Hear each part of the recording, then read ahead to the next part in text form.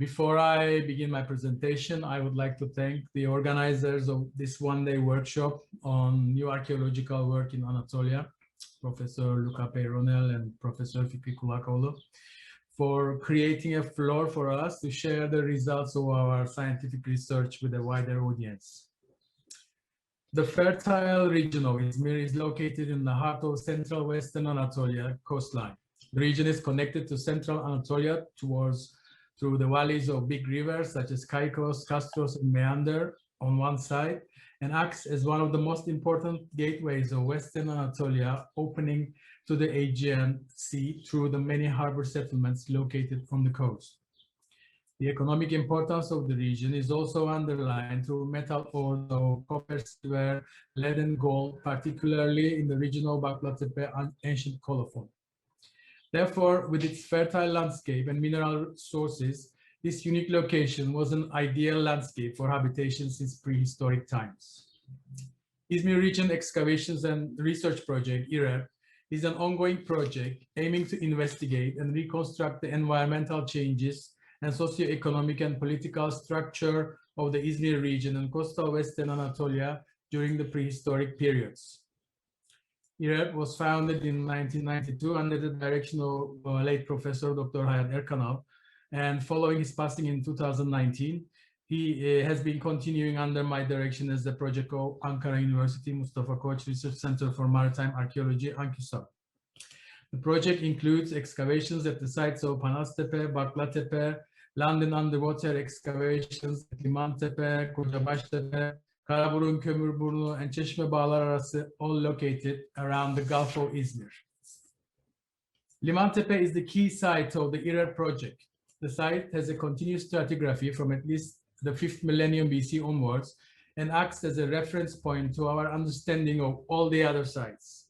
Since Limantepe shows this continuous habitation history, it's not always easy to investigate some layers, as we also need to protect what's about it. In this perspective, the other IREP sites acts as windows opening to different periods and allows us to investigate them in a more extensive and detailed fashion. Thus, working as a regional archaeological project at various sites through the IREP project, we find a unique chance for an in-depth analysis of understanding of the Chalcolithic and Bronze Age cultures of Izmir region, and particularly the Urla Peninsula. I will now try to give you a diachronic perspective of the cultural development and change at Urla Peninsula during the prehistoric and protohistoric periods through our interdisciplinary work at the IREP sites. So basically, I will try to jump from in between three different sites, Limantepe, Baklatepe, and Çeşme Bağlar Arası, and try to give you a diachronic continuation of the cultural development in this area. Limantepe has been inhabited at least from the 5th millennium BC onwards without any interruption until the end of the late Bronze Age, and continued to be inhabited in the classical ages as Clazomenite. The site is currently settled as the Iskele Quarter of Urla. The earliest stratified habitation at Limantepe, which is found lying on bedrock, dates back to the 5th millennium BC. Given the fact that the habitation history of almost all of the important settlements of coastal western Anatolia date back to the Neolithic period, this information came out as a surprise. Our joint Ankara McMaster University's marine geomorphological work carried out underwater around Limantepe, however, started to shed new light on this matter. The site scan sonar survey of the submerged seabed and the careful analysis of the marine cores taken around Limantepe revealed new data regarding the presence of a possible Neolithic coastline lying under the seabed. Preliminary analysis already suggests a possible location for this Neolithic settlement, but future work on this subject will include actual dives at these spots to further investigate this possibility. The earliest maritime contacts of Limantepe date back to the 5th millennium BC. And important amounts of Melian obsidian suggest that the site was already a well-established coastal settlement during this period. There is evidence that obsidian from Milos reached the site most probably indirectly via the Cycladic and Eastern Aegean islands in both work and raw form, and then got distributed further inland from here. After a certain hiatus, the archaeological evidence from the following late Chalcolithic period continues to prove that maritime vessels were arriving at Limantepe, bringing million obsidian in even larger quantities. The degree of contacts must have been more intensive, and Limantepe seemed to be part of a much wider cultural koine, covering the western Anatolian coast and the eastern Aegean islands during the second half of the 4th millennium BC. This is a period we got to investigate in a rather narrow area at our key site, Limantepe. Baklatepe, further inland, south of Izmir, however, and you can see the location on the map on the left, gave us a perfect opportunity to open a window and investigate this important period at a much extensive area and define its character. The site lies on a plain which is easily connected to the Aegean Sea, looking at Samos through a narrow valley. The late Chalcolithic settlement at Baklatepe reflects an open settlement plan with individual structures of apsidal, grille plan, rounded, or rectangular in form. Infant burials in jars have been found beneath the floors of the houses. As no adult grave have been found, we suspect an extramural cemetery somewhere around the settlement. Baklatepe gave us important insights about the technological advances and production activities at the dawn of the Bronze Age around Izmir. Evidence of various textile tools and a finely knotted textile impression have been found at this site. Etuyere, slags, and various copper tools also indicate an advanced metallurgical activities at Baklatepe, already during the 4th millennium BC. Pottery at the site is very similar to that of Limantepe and the rest of the coast of Western Anatolia and the Eastern Aegean islands. Traditional forms and styles indicating that the site is also part of this cultural koine. By the beginning of the 3rd millennium BC, major changes occur in the Aegean. Maritime connections take a leap and the Cycladic seafarers seem to dominate the coastlines of the Aegean mainlands and Crete. Going back to our key site, Limantepe, the site flourishes and becomes one of the most important harbor settlements of the entire Aegean by the beginning of the 3rd millennium BC. The settlement is surrounded by a strong fortification wall with towers around the gateway and consists of insula of houses leaning on the fortification walls separated by the streets. This is the characteristic architectural model we see also at Baklatepe, Yeşilova, or Çukurçi in the region, and also in the rest of the Western Anatolian coastline and the Eastern Aegean islands. Finds from the longhouses of Limantepe indicates their use both for domestic purposes as well as production areas. For example, seem to have been specialized in metalworking, while House 3 yielded textile tools for textile production. Limantepe reflects a cosmopolitan gateway community during this period, as evidenced by numerous examples of early Cycladic imports from the Cyclades, found together with the local ceramics of the region. So you can see here a frying pan, for example, or the Urfirnis sauce boats, typical from the Cyclades and the Cycladic dark on light painted wares, and also local Western Anatolian ceramics altogether coming from these houses. The frying pan comes from an earlier phase at the site, I have to say. So these finds highlight the importance of Limantepe as a regional maritime hub at the heart of the Aegean coastline. The unique location of the site and the maritime technologies of the time must have been the main triggering factor for the importance of Limantepe during the first half of the 3rd millennium BC. The only way of operating sea vessels before the invention of sail was solely by manpower. It was also necessary for boats without sails to travel close to the coast for many reasons. The western tip of Urla Peninsula is known for its strong currents and winds, which force even modern ships to anchor and wait for more favorable conditions to navigate around the tip. Limantepe, centrally located at the northern coast of the Urla Peninsula, is situated at the northern end of an overland valley that extends in a north-south direction between the two coastlines. You can see the blue arrow there. It may be posited that the sister site of Limantepe existed on the southern end of this route, likewise on the coast, and a possible candidate for such a site should be sought in the region of Teos. Both of these settlements would act as harbor gateways where boats docking at either side would have their cargo unloaded and carried overland to be reloaded on a boat to set sail in the direction required. And of course, the currents in the Aegean are not exactly in the way that my ship came, my boat came. It's actually coming from the south to the north, so we have to think of it in that direction. And this would avoid the dangers of unfavorable conditions as well as unnecessary delay. This geographical aspect of Liman Tepe must have been one of the most important features of this settlement. A travel which might last at least a week in a dangerous sea could have been covered within a day's trip through the Urla portage. While Liman Tepe was the maritime hub of the region, Bakla Tepe further inland continued to be inhabited during the same period and gives us a different look of lifestyles around Izmir. Bakla Tepe was also surrounded with a strong fortification and a ditch as a second protective measure. You can see the fortification wall here and the ditch outside the fortification on this slope, and the fortification wall on the northern slope here. It constituted a similar site plan as Liman Tepe, with insula of long houses separated by streets. Bakla Tepe houses have distinct arrangements which were probably functioned as storage areas within the houses, an aspect not yet recorded at Liman Tepe. One major contribution of Bakla Tepe to our regional perspective is through its extramural cemetery of this time. As currently we don't have any evidence from Liman Tepe regarding the burial habits of the region, Bakla Tepe fulfills this lack of knowledge in the best way possible. Bakla Tepe cemetery yielded 3 different types of graves, perhaps indicating the cosmopolitan environment at the site, just as in the rest of the Izmir region during this period.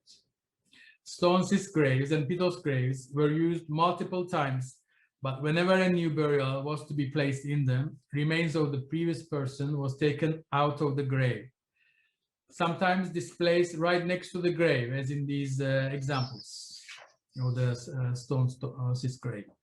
There seemed to be no difference in the range of grave goods in relation to grave types.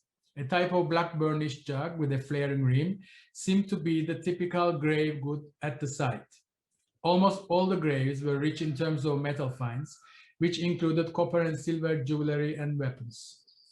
The richness of metal finds can probably be explained by the proximity of Bakla Tepe to some of the richest metal sources of Western Anatolia, as well as highlighting the continuing tradition of metallurgy and metalworking at the site.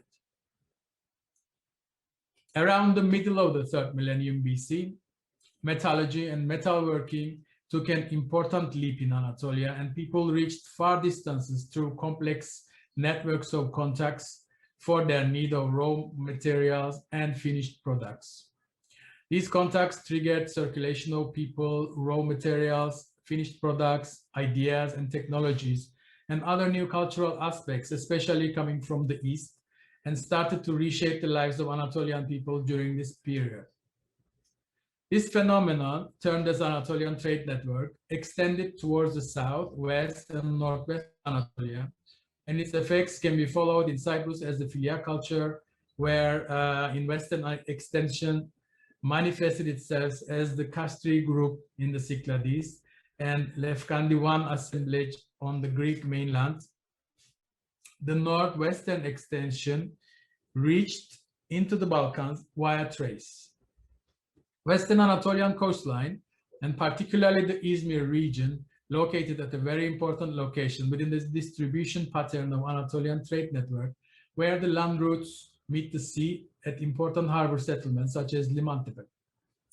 The architectural setting of Liman Tepe during this time, its extended fortifications, administrative and possibly cultic communal buildings, all reflect an organized trading port hosting some of the elites of the time.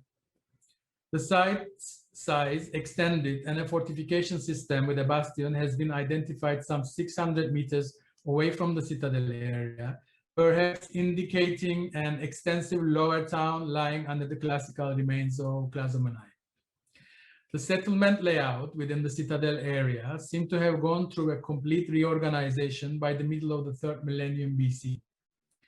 The residential houses of the previous period were replaced by large building complexes, and the archaeological finds from these structures give important signs for their communal use, probably for administration and or cultic purposes. Unfortunately, so far there is no evidence about the burial customs of this period at our key site Limantepe. But this is where Baklatepe comes in again. Through our IRER project, we have investigated an extensive Pitos cemetery of more than 300 burials at Baklatepe dating to this period. This information further elaborates our regional interpretation of the cultural developments around Izmir region during the third quarter of the third millennium BC. Baklatepe cemetery reflects a distinct change in terms of burial traditions at the site. The variety of grave types in the previous period have been replaced by single Pitos graves during this period. The graves included multiple burials where the earlier person's skeleton had been pushed towards the bottom of the Pitos in order to open space for the new burial, so a different tradition than the earlier tradition. The site also shows post-burial activities at the cemetery, like here you can see a jug and a tankard lying outside the grave, which indicates that there were probably visits to the cemetery post-burial. The grave goods included rich burial goods, including the characteristic ceramics of the period, as well as rich metal jewelry and weapons, indicating the continuation of the advanced metallurgical traditions at Baklatepe since the 4th millennium BC. This period marks the final occupation of Baklatepe as a settlement. This is a period of turbulence, and destructions can be followed at many sites throughout Anatolia. The main reason behind this period of decline is generally thought to be related to a global climatic event whose effects can be followed beyond the limits of Anatolia, of course. This is the 4.2 Ka event I'm talking about. Anatolian trade network also seemed to have been affected by this event, and the Western Anatolian extension of this unique network collapsed at around 2200 BC. Interestingly, this also coincides with the period of decline at Limantepe. The settlement yielded small and weaker structures and reflect no sign of a high level of organization and overseas contacts, which was evident in the previous period. The decline in the organizational aspects of the settlement must have led to the weakening of the maritime activities of the site as well. As we enter the 2nd millennium BC, there is not much evidence reflecting the overseas contacts of Limantepe during this period, except for some Aeginetan mud-painted ceramics. The settlement at Limantepe reflects a local Western Anatolian character with little maritime activity during the first half of the 2nd millennium BC, unlike the previous period. The architecture mainly consists of apsidal or oval buildings with wattle and dab superstructure, and the previous administrative citadel area of the site seemed to have yielded houses for residential and production purposes. By the beginning of the 2nd millennium BC, a new power, this time rising from the southern end of the Aegean, began to emerge. The Minoans of Crete developed a complex palatial system in their homeland and became the dominating power all around the Aegean by the first half of the 2nd millennium BC.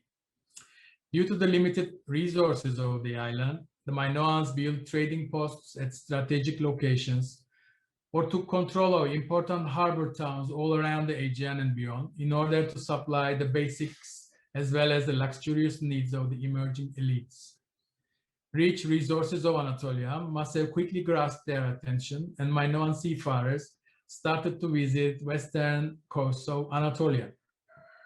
Unfortunately, there is not enough archaeological evidence at Limantepe's excavated area regarding the cultural development of the Izmir region during the 2nd quarter of the 2nd millennium BC.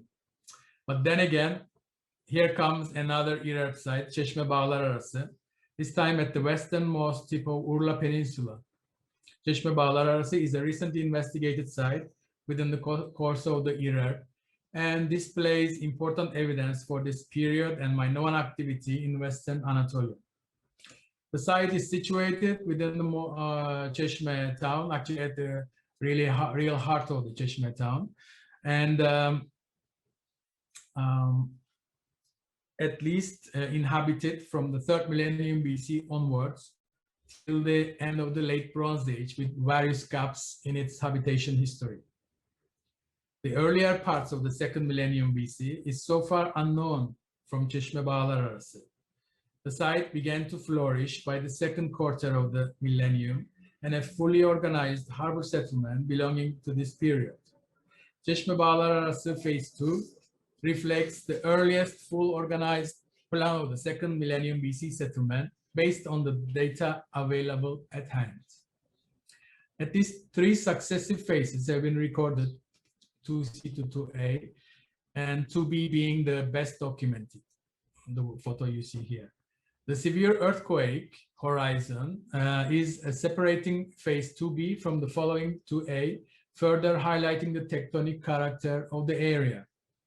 Çeşme Bağlar Arası 2B settlement consists of insula houses attached to the fortification wall. The insula are separated from each other by streets. The settlement has a main street which is followed by the same layout as the fortification wall, and narrower side streets are also attached to this main street. The excavated part of the settlement constitutes a domestic corner where almost all of the buildings seem to have been used as houses, except for 2 distinctive structures which are located at important locations on the main artery adjacent to the junctions of streets. One of these features is a trapezoid building with an entrance from the main artery. The main room is followed by 3 small subterranean rooms which are accessed from above, so they don't have doorways. The main room included various installations associated with ground stones and were probably used as the main wine workshop where the grapes were crushed and juice was collected.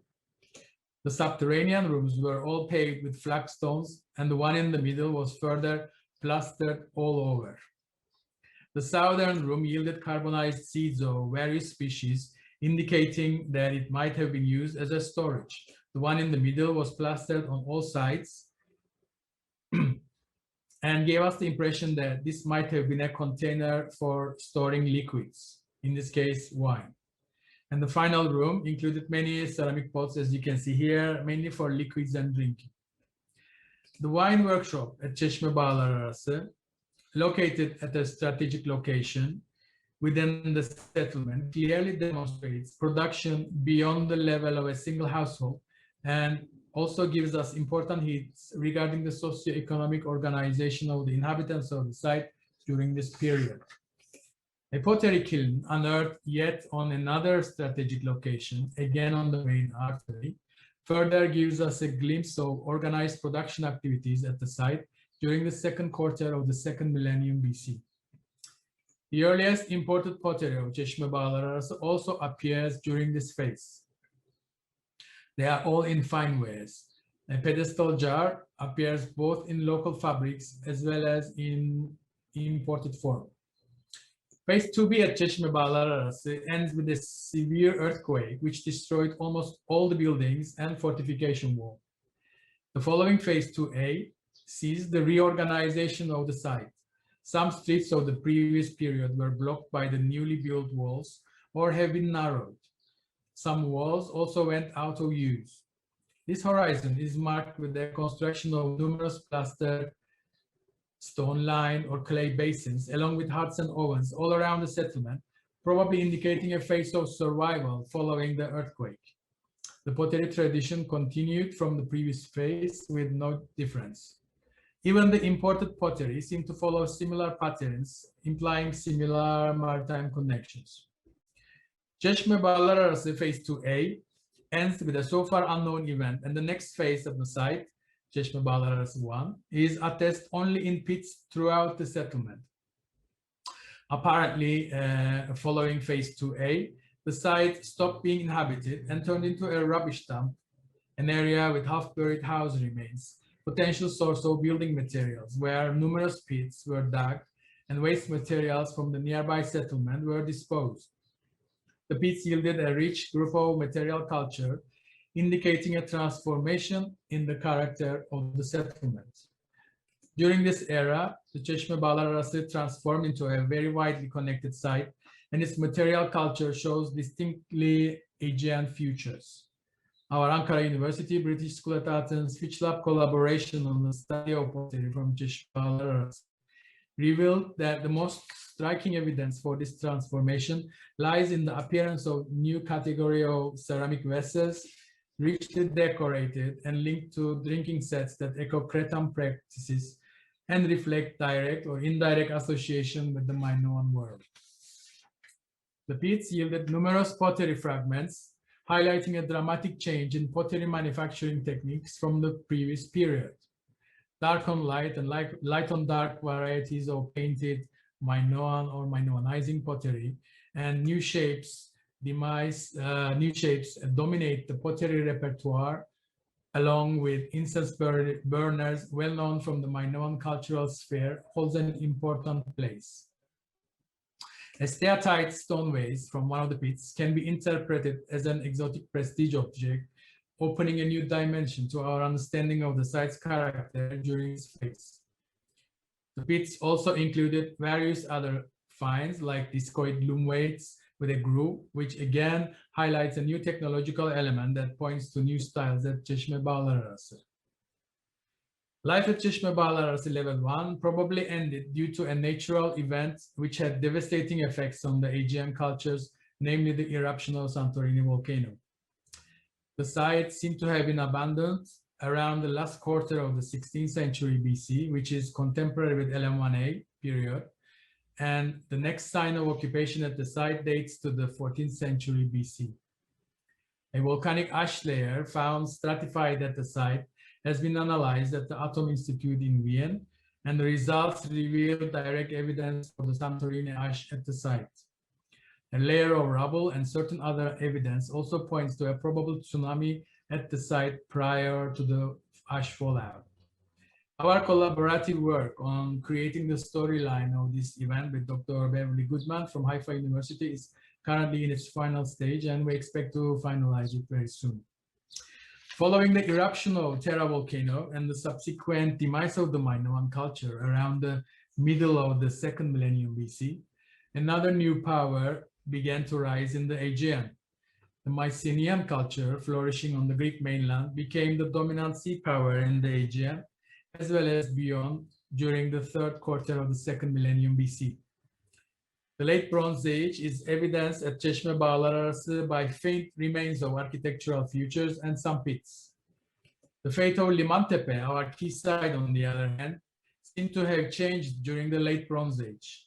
The site became an important trading post again and played an important role in the Mycenaean trade activities on coastal Western Anatolia during the third quarter of the second millennium BC.